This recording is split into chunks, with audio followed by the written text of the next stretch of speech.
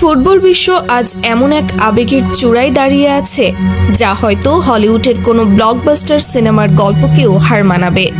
একদিকে খাদের একদম কিনারা থেকে ঘুরে দাঁড়িয়ে আর্জেন্টিনার এক অবিশ্বাস্য এবং অতি মানবিক জয়, আর অন্যদিকে সেই জয় দেখে অঝরে কাঁদা এক ব্রাজিলিয়ান কিংবদন্তি।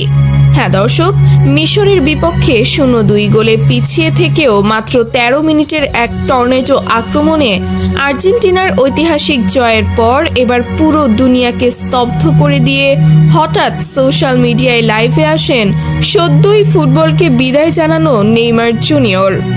লাইভে এসে বন্ধু লিওনেল মেসির এই মহাকাব্যিক জয় দেখে আক্ষরিক অর্থেই অঝরে কেঁদে ফেলেন তিনি। চোখের পানি মুছতে মুছতে মেসিকে উদ্দেশ্য করে নেইমার এমন কিছু কথা বলেছেন যা আজ কাঁদিয়ে ছাড়ছে পুরো ফুটবল বিশ্বকে। নেইমার তার বুক ফাটা আর্তনাদ নিয়ে লাইভে এসে বলেছেন, বন্ধু, আমি পারি নাই, ভাগ্যের কাছে আমি হেরে গিয়েছি। তোমার জন্য অভিনন্দন রইল, এবারের বিশ্বকাপটি যেন তোমার হাতেই যায়।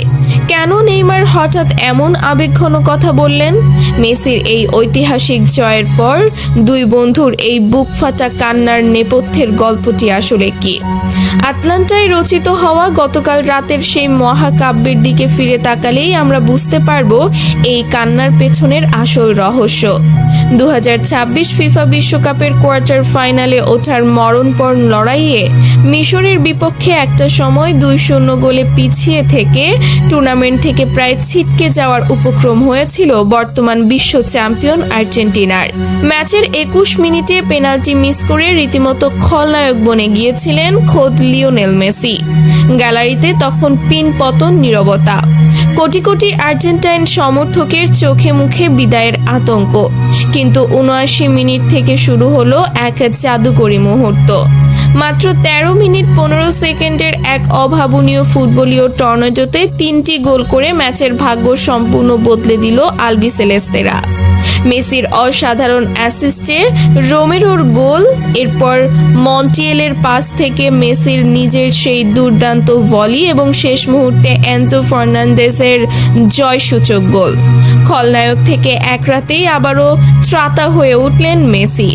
0-2 গোলে পিছিয়ে থেকেও বিশ্বকাপ ইতিহাসে এমন রূপ কথার কামব্যাক আগে কখনো দেখেনি কেউ।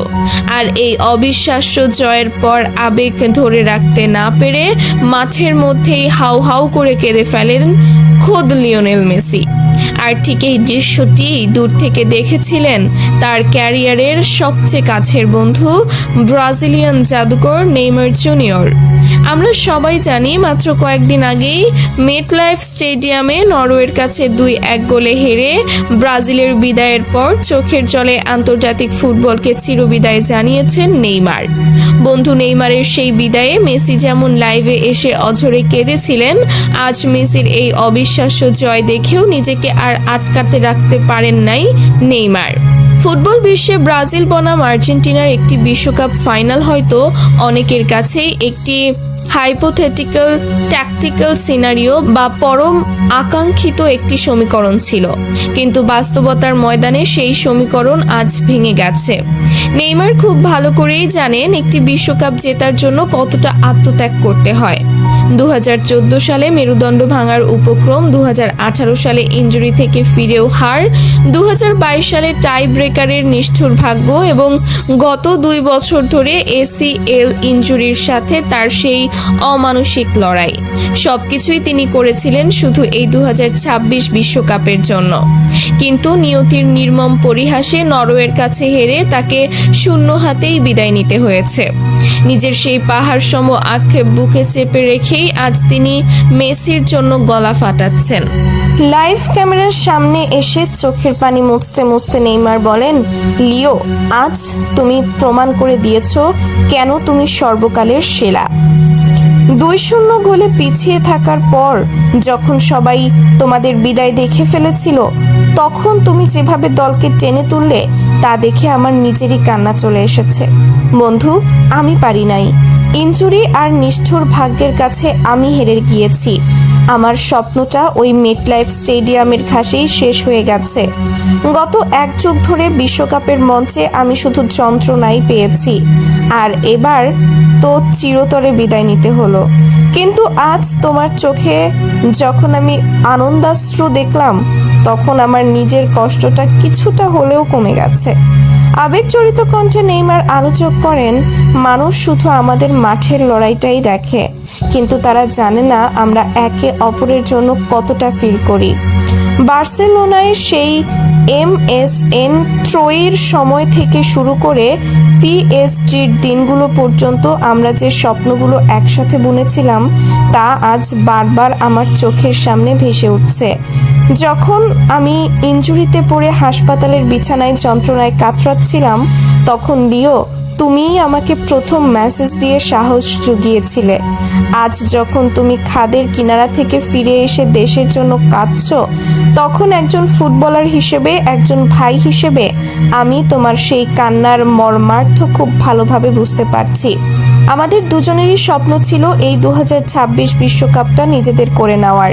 আমার সেই স্বপ্ন চিরতরে ভেঙে চুরমার হয়ে গেছে, কিন্তু তোমার স্বপ্নটা এখনো বেঁচে আছে। বন্ধু, আমার জন্য হলেও তোমাকে শেষ পর্যন্ত শক্ত থাকতে হবে। তোমার এই অবিশ্বাস্য জয়ে আমার অন্তরের গভীর থেকে অভিনন্দন রইল। আমার দেশের জার্সি গায়ে আমার যে অপূর্ণতা রয়ে গেল, আমি চাই তোমার হাতে সেই পূর্ণতা পাক। আমি মন থেকে চাই এবারের বিশ্বকাপটি যেন তোমার হাতেই ওঠে। তুমি চ্যাম্পিয়ন হলে আমি গ্যালারিতে বসে ঠিক সেভাবেই উল্লাস করব, যেভাবে তুমি আমার জয় করতে। তুমি এগিয়ে যাও বন্ধু, এই ট্রফিটা তোমারই প্রাপ্য। শুধু তাই নয়, লাইভের এক পর্যায়ে আবেগাপ্লুত নেইমার যেন পুরো বিশ্বের যন্ত্রণাকে নিজের কান্নার সাথে একাকার করে ফেললেন। তিনি যেন পরোক্ষভাবে মনে করিয়ে দিলেন এই পৃথিবীটা কতটা নিষ্ঠুর হতে পারে। তার সে ফুটবল মাঠের ক্যারিয়ার ধ্বংসকারী ইনজুরিই হোক, কিংবা ফিলিস্তিনের মতো যুদ্ধবিধ্বস্ত কোনো জনপদের নিরপরাধ মানুষের চোখের জলই হোক, ফুটবল আমাদের সাময়িক আনন্দ দিলেও দিন শেষে মানুষের প্রতি মানুষের ভালোবাসাই সবচেয়ে বড় সত্য। নেইমারের এই লাইভ ভিডিওটি আপলোড হওয়ার সাথে সাথেই তা ইন্টারনেটে ছড়িয়ে পড়েছে। কোটি কোটি ফুটবল ভক্ত ভিডিওটি শেয়ার করে নিজেদের আবেগ প্রকাশ করছেন।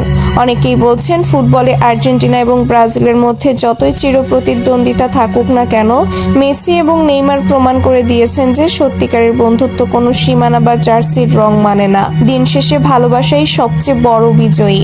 দর্শক, নেইমারের এই বুকফাটা কান্না আর মেসির জন্য এমন নিঃস্বার্থ ভালোবাসার দৃশ্য আপনার হৃদয়কে কতটা ছুঁয়ে গেছে? শূন্য থেকে ঘুরে দাঁড়িয়ে মেসির এই জাদুকরী কামব্যাক এবং নেইমারের এই আবেগঘন লাইভ বার্তাটিকে আপনি কিভাবে দেখছেন? আপনাদের অত্যন্ত সুচিন্তিত এবং আবেগঘন মতামতটি অবশ্যই কমেন্ট বক্সে লিখে জানান। ভিডিওটি ভালো লাগলে একটি লাইক দিন এবং ফুটবল বিশ্বের এমন সব এক্সক্লুসিভ ও হৃদয় ছুঁয়ে যাওয়া খবর সবার আগে পেতে চ্যানেলটি এখনই সাবস্ক্রাইব করে পাশে থাকা বেল আইকনটি বাজিয়ে রাখুন। ফুটবলের সাথে থাকুন, মানবতার সাথে থাকুন। ধন্যবাদ সবাইকে।